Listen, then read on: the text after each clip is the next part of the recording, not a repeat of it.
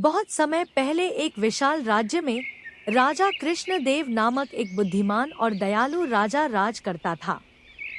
वह अपनी प्रजा की भलाई के लिए सदा न्यायपूर्ण तरीके से शासन करता था और उनके सुख दुख को समझता था। एक बार गांव में एक व्यक्ति आया जिसे कोई विशेष शिक्षा या ज्ञान नहीं था। वह बहुत ही साधारण जीवन जीने वाला व्यक्ति था, लेकिन उसे यह समझ में आ गया था कि लोग धार्मिक और आध्यात्मिक रूप से भ्रमित रहते हैं, और यदि कोई खुद को साधु या बाबा बना ले तो वह आसानी से लोगों का विश्वास जीत सकता है। बाबा ने धीरे धीरे लोगों को अपनी ओर आकर्षित किया और उनका विश्वास जीता। बाबा के धार्मिक और आध्यात्मिक रूप के चर्चे महल तक होने लगे, और यह बात महल तक भी पहुंची कि एक बाबा गांव में आए हैं जो बहुत ज्ञानी है। एक दिन मंत्री कहीं जा रहा था तो उसने देखा कि एक साधु के सामने बहुत सारे लोग बैठे हैं, और वह साधु बिल्कुल अनजान था, जिसे राज्य में कभी नहीं देखा गया था। महाराज, आज जब मैं सैर के लिए निकला तो राज्य में मैंने देखा कि एक साधु कई लोगों के साथ घिरे हुए थे। सुना है कि वह बहुत ज्ञानी हैं। तुम अभी जाओ और हमारे मंत्री को यहाँ पेश करो। मंत्री जी, आपको महाराज ने अभी दरबार में बुलाया है। महाराज को अचानक मुझे क्यों बुलाना पड़ा? क्या कुछ विशेष है? चलो मैं पहुँचता हूँ मैं दरबार में। उसके बाद दोनों दरबार की ओर चल पड़े।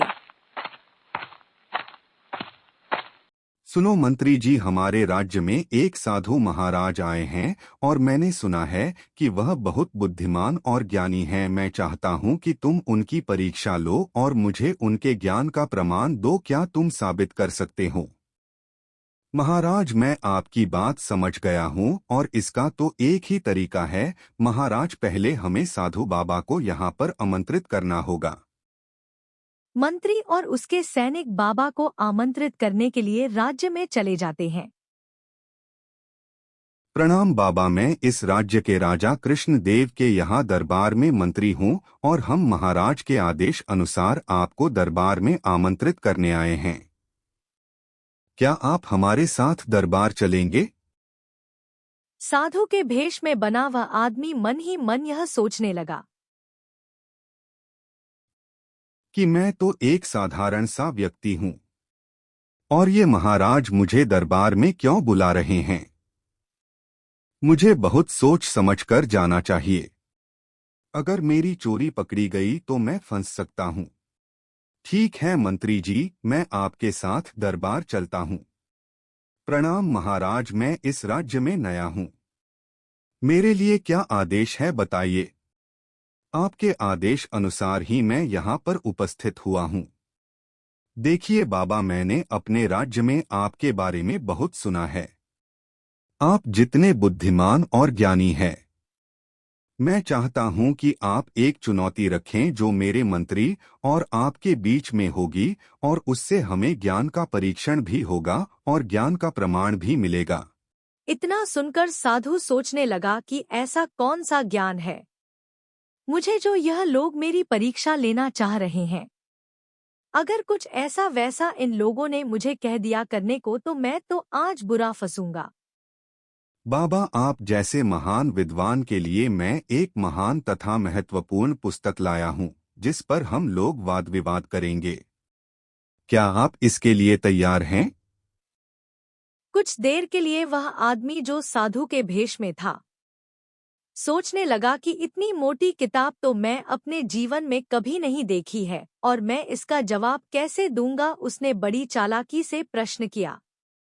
जब बात ज्ञान के परीक्षण की है तो क्यों ना तुम इस बात का जवाब दो कि यह पुस्तक का नाम क्या है। महाराज और महारानी साधु और मंत्री की यह बातें सुनी रहे थे। तभी मंत्री ने हंसकर जवाब दिया, अरे बाबा, पुस्तक का नाम तो मैं बता दूंगा, लेकिन इतना ध्यान रहे कि हम बात विवाद इसी पुस्तक पर करेंगे, क्योंकि इस पुस्तक का ज्ञान मेरे से ज्यादा शायद आपको होगा और हो सकता है मुझे भी आपसे ज्ञान अर्जित हो। अरे, यह तो बहुत ही उच्च कोटि की पुस्तक है। इस पर वाद विवाद करने में बहुत ही आनंद आएगा। परंतु आज यह वाद विवाद रहने दिया जाए।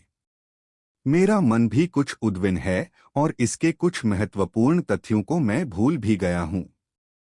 कल प्रातः स्वस्थ व स्वच्छ मस्तिष्क के साथ हम वाद विवाद करेंगे। इतना कहकर साधु वहां से चुपचाप से चला जाता है। सुनो मंत्री, यह विद्वान तो मुझे कोई ढोंगी लगता है। पता नहीं क्यों, लेकिन इसका व्यवहार मुझे कुछ अनुचित नहीं लगा। मैंने अपने जीवन काल में ऐसा पुरुष आज तक नहीं देखा। कई दिन बीते। मंत्री वाद विवाद के लिए पिछले कई दिनों से प्रतीक्षा कर रहा था, परंतु बाबा की इच्छा का ध्यान रखना मंत्री का कर्तव्य था।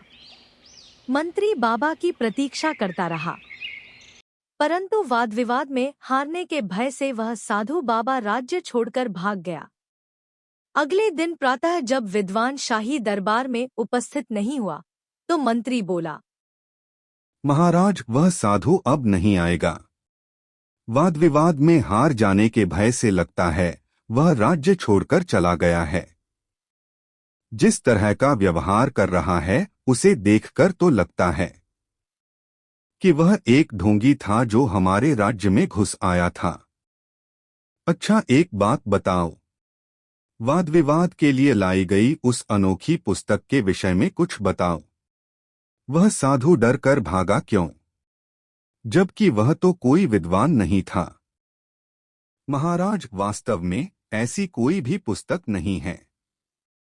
मैंने ही उसका यह नाम रखा था, तिलक्षता महिषा बंधन। इसमें तिलक्षता का अर्थ है शीशम की सूखी लकड़ियों और महिषा बंधन का अर्थ है वह रस्सी जिससे भैंसों को बौधा जाता है। मैं बस उसका सच बाहर लाने के लिए नाटक कर रहा था। मैं जानता था वह कोई बाबा नहीं है, ढोंगी है।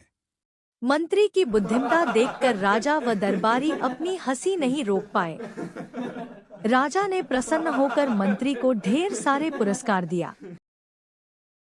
उधर राजा ने उस ढोंगी को सजा दी और कारावास में बंद करवा दिया। उसको अपने किए की सजा मिली।